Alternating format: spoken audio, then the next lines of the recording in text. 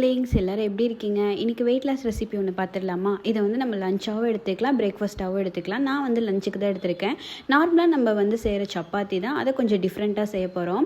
நல்ல மாவு நான் வந்து ஒரு 1 hour பிணைஞ்சு வச்சுட்டேன். அதுக்கப்புறம் எனக்கு தேவையான 2 சப்பாத்தி மட்டும் நான் உருட்டி எடுத்துக்கிட்டேன். இது கூட பார்த்திங்கன்னா 1 ஆனியன், 1 கேரட், 1 முட்டை, இது எல்லாத்தையுமே வந்து நல்லா மிக்ஸ் பண்ணிக்கணும். இது கூட வந்து லைட்டாக உப்பு, லைட்டாக வந்து மிளகுத்தூள், லைட்டாக மிளகாத்தூள் போட்டுக்கலாம். வேணும்னா நீங்கள் கரம் தூள் கூட கொஞ்சமாக போட்டுக்கலாம். ஸ்பைசி கம்மியாக இருந்தால் பெட்டரு.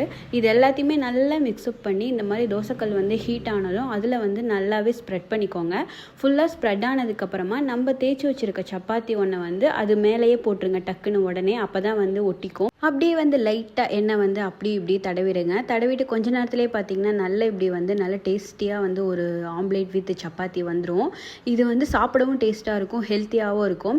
அதுக்கப்புறம் இதை வந்து எடுத்து இந்த மாதிரி வந்து சின்னதாக வந்து ரோல் பண்ணிக்கோங்க. ஃபுல்லாக இப்படி ரோல் பண்ணிக்கிட்டு குட்டி குட்டியாக நீங்கள் கட் பண்ணியும் சாப்பிட்லாம், இல்லை அப்படியேவும் சாப்பிட்லாம். ரொம்ப டேஸ்ட்டாக இருக்கும். இது வந்து 2 சாப்பிட்டாலே போதும், ரொம்பவே வந்து ஃபில்லிங்காக இருக்கும். நான் லஞ்சுக்கு வந்து இன்றைக்கி இதுதான் எடுத்துக்கிட்டேன். வெயிட் லாஸ்க்கு வந்து ரொம்பவே ஹெல்ப்ஃபுல்லாக இருக்கும். அதிகமாக வந்து ரைஸ் எடுத்துக்காமல் வந்து நம்ம சப்பாத்தி எடுத்துக்கிட்டோம்னா வெயிட் லாஸ்க்கு ரொம்பவே வந்து ஹெல்ப்ஃபுல்லாக இருக்கும். நான் இப்படி தான் வெயிட் லாஸ் பண்ணிகிட்ருக்கேன். சப்ஸ்கிரைப் பண்ணி சேனலை வாட்ச் பண்ணுங்கள். நான் கண்டினியூவாக உங்களுக்கு வீடியோ போஸ்ட் பண்ணுறேன். பாய்.